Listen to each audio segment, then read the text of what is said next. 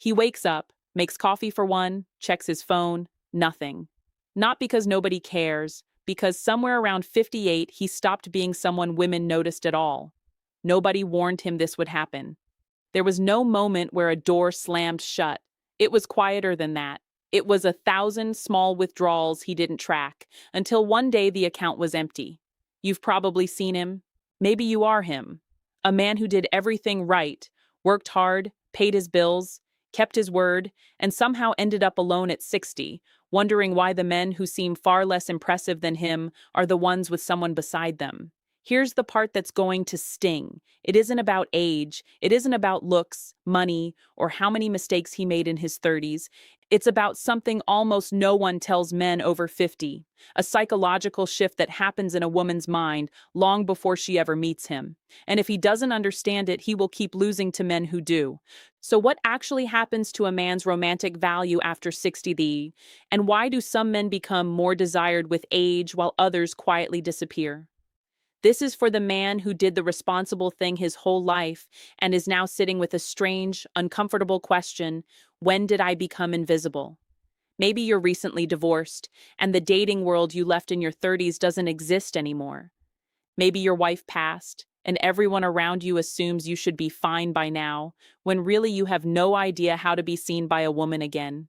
Maybe you never stopped trying, you've been on the apps, you've said yes to setups, and every time it goes nowhere. And you're starting to wonder if this is just what's left for you. I want to say something to you directly, because you deserve honesty and not comfort. This isn't your fault, but it is your responsibility to understand. Those are two very different things. What happened to you is not a character flaw. It's a pattern. A psychological pattern most men never get taught, because nobody teaches men how their romantic value actually works past midlife. We get taught how to build a career. Nobody teaches us how not to fade. Here's what's coming in the next 20 minutes.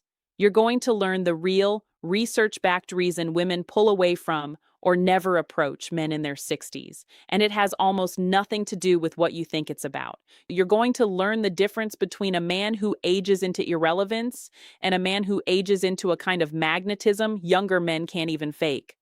And you're going to walk away with specific, practical steps, not vague affirmations, that you can start using this week to change how women experience you. Let me plant two things in your mind before we go further, because they'll matter later. First, there is a specific emotional signal. Psychologists sometimes call it affective flatness, that lonely men over 50 give off without knowing it, and it is the single biggest repellent to female attraction at this age. We'll unpack exactly what it is and how to reverse it. Second, the women who are interested in men over 60 are not interested for the reasons you assume. It's not stability, it's not money. It's something almost the opposite of what most men try to project. And once you see it, you won't be able to unsee it in every successful older couple you know.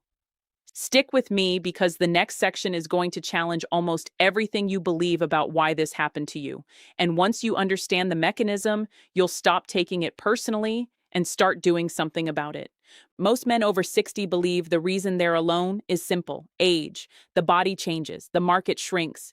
Younger, better-looking men are everywhere. Case closed. That belief feels true. It is also almost completely wrong. Here's what the research on aging and attraction actually shows. Women's stated attraction to age doesn't collapse the way men assume. What collapses is something else entirely: a man's emotional availability signal.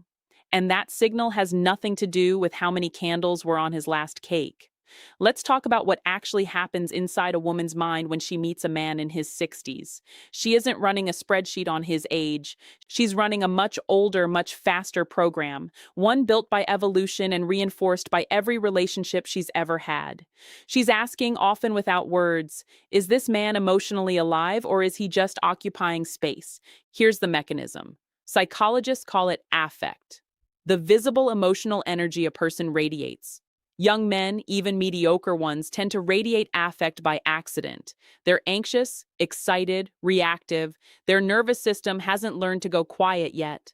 Older men, especially ones who've been hurt, divorced, widowed, disappointed, often develop something protective: emotional flatness. a kind of low hum instead of a signal. It feels like maturity from the inside. It reads as absence from the outside.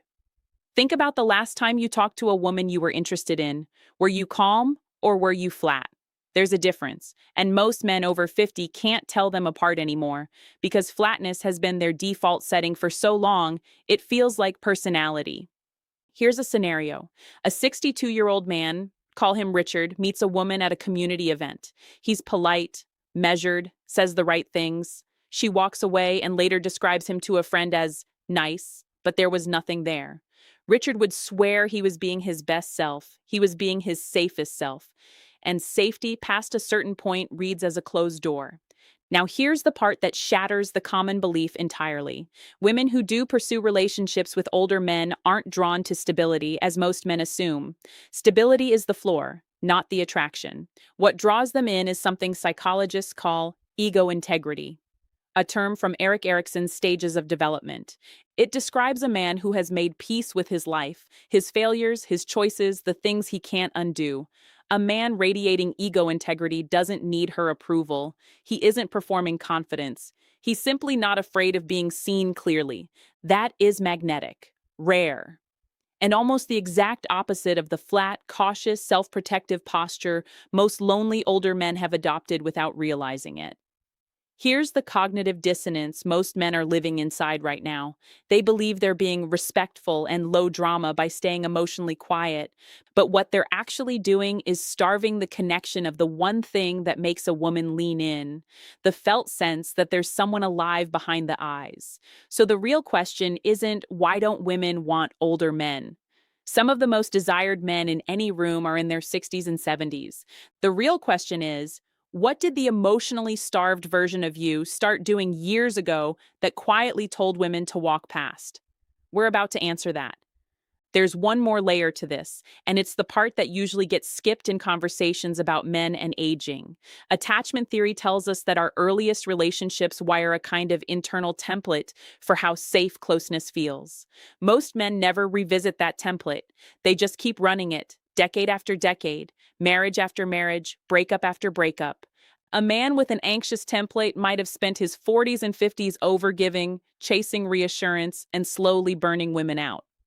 A man with an avoidant template might have spent those same decades quietly pulling back the moment things got real, mistaking distance for strength. By 60, that template isn't a minor habit anymore. It's calcified into identity. It feels like who I am instead of a pattern I learned before I could talk.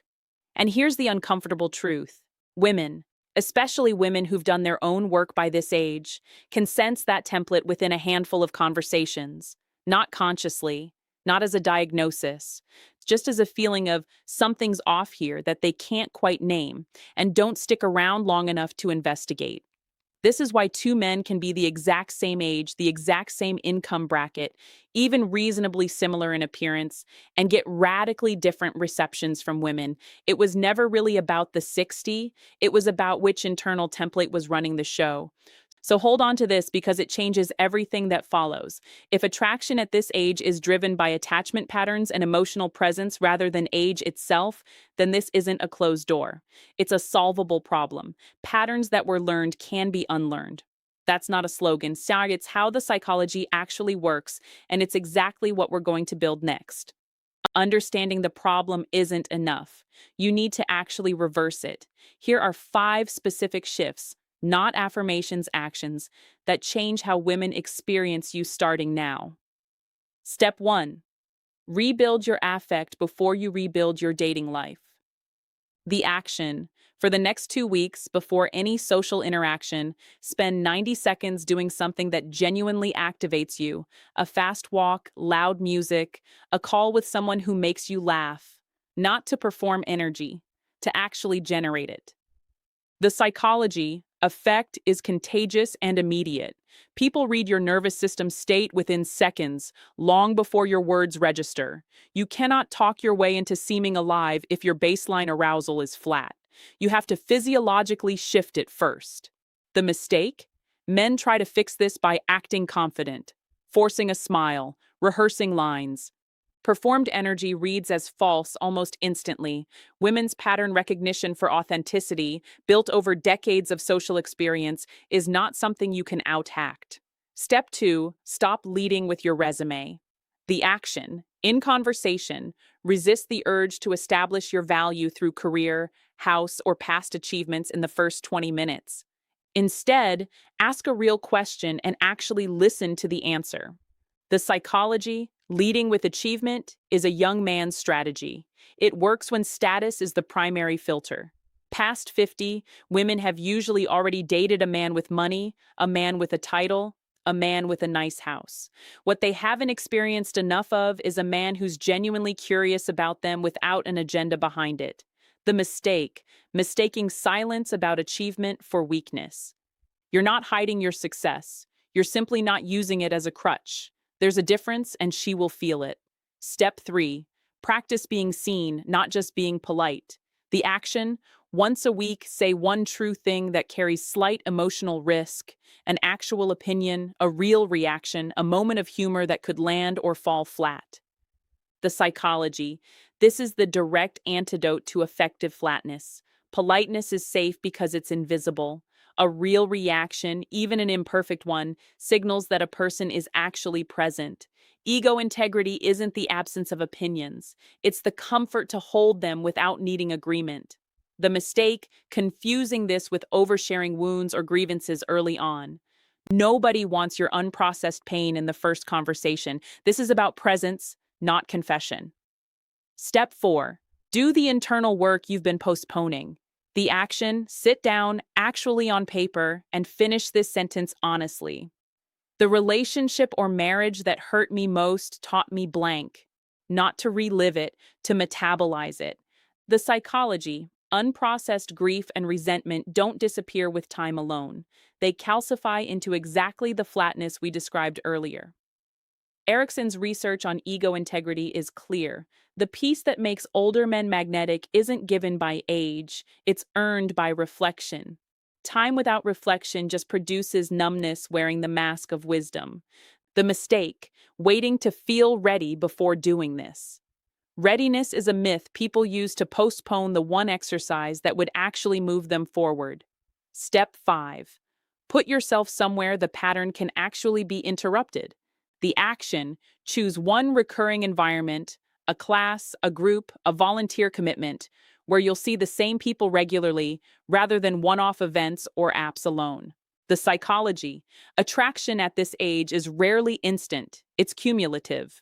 Repeated low-pressure exposure lets a woman experience your actual affect over time, rather than judging you against the flat, defended version most men present in a single first encounter. The mistake, treating every interaction like a final exam. One conversation isn't the verdict. Consistency is what rewires how you're perceived, by her and, more importantly, by you. Step 6. Retire the template. Don't just manage it. The action. Notice the specific moment your old pattern activates. The urge to over-explain and reassure, or the urge to go quiet and pull away and name it out loud, even just to yourself, the instant it happens. There's the old pattern again. The psychology, attachment researchers have found that awareness in the moment, not analysis after the fact, is what actually interrupts an automatic pattern. You cannot outthink a reflex that fires faster than conscious thought, but you can catch it as it's happening, and that catch, repeated enough times, is what rewires the reflex itself. The mistake, treating this as a one-time realization instead of an ongoing practice. Men often have the insight once, feel briefly enlightened, and then slide right back into the template a week later because insight alone doesn't do the rewiring. Repetition does. None of these 6 steps require you to be younger, richer, or better looking than you are right now. They require you to stop performing safety and start being present. That shift alone changes the entire equation, and unlike your age, every single one of these is entirely within your control starting today. I want to talk to you plainly for a moment because I know what's happening in your head right now if you've made it this far. You're doing the math. You're thinking about how many years you might have wasted being invisible. You're thinking about how long real change might take. And somewhere underneath that, there's a quieter, harder question.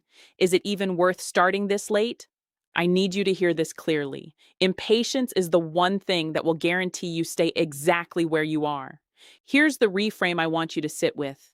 You are not behind. You are not a man trying to catch up to some younger version of the dating world that's already passed him by. You are, right now, at the exact point where the psychological shift we talked about, our ego integrity, starts to become available to you in a way it simply wasn't in your 30s or 40s. The very years you think disqualified you are the raw material for the thing that actually attracts people at this stage of life. Every man who seems to effortlessly have the calm energy, the quiet magnetism, the sense that women lean toward him without him chasing anything, did not get there by accident, and he did not get there overnight. He got there by doing something most men refuse to do. He stopped waiting to feel ready, and he started practicing presence while he still felt afraid of it. You will have interactions that go nowhere while you're rebuilding this. Expect that. Don't read a single flat conversation as proof the whole project failed. One data point is not a verdict on your worth, it's information, and information is something you can use. The anxious part of your mind wants a shortcut. It wants a script, a line, a trick that skips the internal work. There isn't one, and I'd be lying to you if I pretended otherwise. What there is instead is a slower, sturdier path, one where each small act of actual presence compounds into something the anxious, performing version of you could never have produced through effort alone. Here's the sentence I want you to remember when the doubt creeps back in, usually around 11 at night, usually when you're alone with your thoughts. You didn't become invisible because your time passed. You became invisible because you stopped showing yourself. And that is the one thing, at any age, you still have full control over. Say that to yourself the next time you catch yourself going flat in a room that matters. Not as a slogan, as a decision. I also want to address the men watching this who are quietly comparing themselves to their own past. The man they were at 30, the version who didn't have to think about any of this because energy just showed up on its own. Grieve that version if you need to. That's honest and it's healthy. But don't let the grief convince you the door is closed because it isn't. The men in their 60s and 70s who are genuinely thriving in their relationships aren't the ones who never struggled with this. They're the ones who stopped mistaking a rough decade for a permanent sentence. There's a particular kind of quiet dignity in a man who's willing to look honestly at where he's been avoidant, where he's overgiven, where he's gone flat to protect himself, and decide, at 60, that he's not finished growing. That willingness is rarer than youth, it's rarer than money, and it is, without exaggeration, one of the most attractive qualities a person can carry into a room at any age. So here's what I'd ask you to do with everything you just heard. Don't try to apply all 6 steps at once tomorrow morning. Pick one. Practice it this week, imperfectly, probably a little awkwardly. Let it be uncomfortable. Discomfort, in this specific context, isn't a warning sign. It's the feeling of an old pattern finally being asked to loosen its grip. If this video helped you see your situation differently, hit subscribe, because next week I'm breaking down the exact conversation habits that make older men magnetic instead of merely nice. And drop a comment below telling me which one of these 6 steps you're starting with first. I read everyone, and I want to know where you're beginning.